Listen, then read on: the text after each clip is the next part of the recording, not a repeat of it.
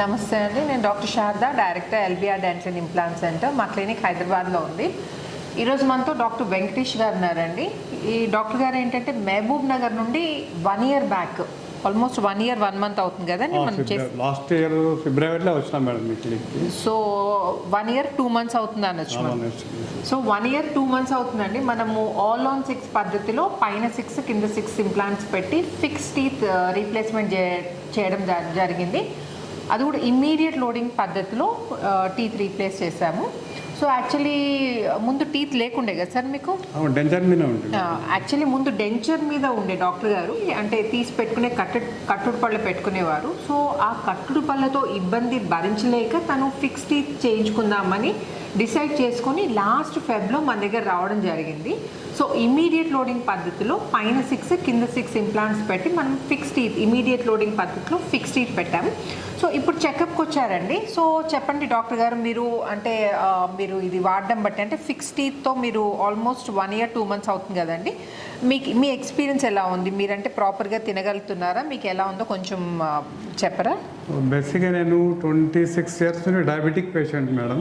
Okay అండి. అయితే ఒక 10 years నుంచి డెంచర్స్ వాడిన తర్వాత విపరీతమైన ఇబ్బంది. నేను మరి ప్రతిసారి హాస్పిటల్ పోవడము, 5-6 వేలు ఖర్చు పెట్టడము, క్లీనింగ్ చేసుకోవడము, ఇవన్నీ చాలా హెడేక్ అనిపించింది నాకు.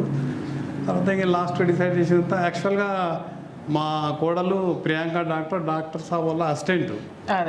అయితే ప్రియాంక మేడం చెప్పింది నాకు, మామ నువ్వు వచ్చి డాక్టర్ సాబ్ దగ్గర కలిసి చేయించుకో అంటే, మీ డాక్టర్ కాబట్టి నువ్వు సజెస్ట్ చేస్తున్నావు అని ఫస్ట్ కామెంట్ చేశాను నేను.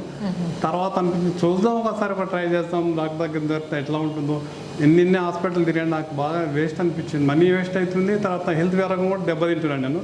తర్వాత ఈ హాస్పిటల్కి వచ్చిన తర్వాత నాకు అనిపించింది మనీ పెద్ద అనిపించలేదు, కానీ నాకైతే చేసిన తర్వాత బాగా సాటిస్ఫాక్షన్ అయింది. ఇమ్మీడియట్గా నాకు ఎక్కడెక్కడ హాస్పిటల్ పోయిన తర్వాత నీకు 2 months చేయాలి, 3 months వెయిట్ చేయాలి, నీ బోన్ మ్యారేజ్ చూడాలి, ఒక గ్రాఫ్టింగ్ చేయాల్సి వస్తుందేమో అని ఏదేదో సజెషన్. ఆ భయంతో నేను అసలు ఏ హాస్పిటల్ పోకుండా మెయిన్ ఆ డెంచర్ మీదే బాగా స్పెండ్ చేసిన టైం అంతా. తర్వాత మేడం చెప్పిన తర్వాత నీ హాస్పిటల్కి వచ్చిన తర్వాత డాక్టర్ నాకు ఎంత క్లియర్గా ఎక్స్ప్లెయిన్ చేసినంటే, నేను మెడికల్గా డాక్టర్ కాకుండా వేరే వాళ్ళ పేషెంట్స్ కూడా క్లియర్గా అర్థమయ్యేటట్లు, ఏం మెడికల్ టర్మ్స్ లేకుండా ఈజీగా అర్థమయ్యేటట్లు డాక్టర్ సాబ్ బాగా ఎక్స్ప్లెయిన్ చేసిన తర్వాత డిసైడ్ అయిన తర్వాత కంపల్సరీ నేను ఆపరేషన్ చేసుకోవాలని డిసైడ్ చేసిన. వచ్చినాక 1 week 10 days లోపలే నాకు కరెక్ట్గా పర్ఫెక్ట్గా ఆపరేషన్ చేసి ఇంప్లాంట్ చేసిండు. నాకేం ప్రాబ్లం 1 year అవుతుంది ఇప్పటికీ, అన్నీ వరుకుతున్నా, అన్నీ తింటున్నా ఈజీగా, ఏం మైనర్ ప్రాబ్లం కూడా రాలేదు.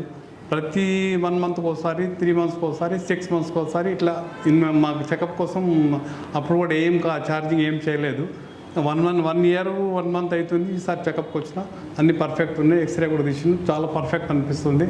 వీళ్ళ హాస్పిటల్ కానీ, తర్వాత వీళ్ళ స్టాఫ్ కానీ, వీళ్ళ పొలైట్నెస్ కానీ, సర్వీస్ కానీ చాలా ఎక్సలెంట్ ఉంది. మీరు వచ్చి చూసుకున్న తర్వాత మీరు డిసైడ్ చేసుకోవచ్చు. వాళ్ళు బలవంతం ఏం చేయరు, మీకు ఎక్స్ప్లెయిన్ చేసి చెప్తా ఉన్నారు, మనం డిసైడ్ చేసి మనం అది చేసుకోవాల్సిందే. కానీ పర్ఫెక్ట్ అనిపించింది నాకు. ఇది చెప్పడం కాదు, ప్రాక్టికల్ చూసిన తర్వాత నేను చెప్తా ఉన్నాను, మీకు సజెస్ట్ చేస్తాను.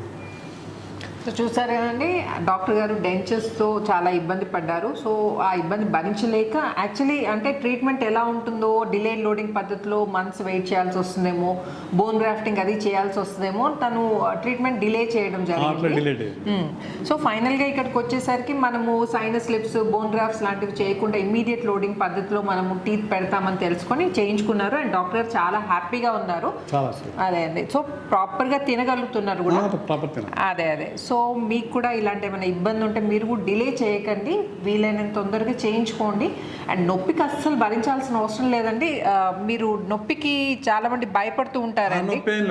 నేను డయాబెటిక్ పేషెంట్ కదా, ఇంకా నాకు భయం అనిపించింది, అసలు హీలింగ్ అవుతా లేదా ప్రాపర్గా అనుకున్నా, కానీ ఇమ్మీడియట్గా హీల్ అయింది, నాకేం పెద్ద ప్రాబ్లం అనిపించలేదు. అదే షుగర్ పేషెంట్స్ కూడా నిస్సంకోచంగా వచ్చి ట్రీట్మెంట్ చేయించుకోవచ్చు. మనం CPBCCI ప్రోటోకాల్ సహాయంతో ఇంప్లాంట్స్ పెడుతున్నాము, ప్లస్ హార్డ్ బోన్ని ఎంగేజ్ చేస్తున్నాం కాబట్టి ఇబ్బంది లేకుండా ఉంటుంది. అండ్ మీకు లైవ్ ఎగ్జాంపుల్ సరే ఉన్నారు, డయాబెటిక్ పేషెంట్. 26 years diabetic.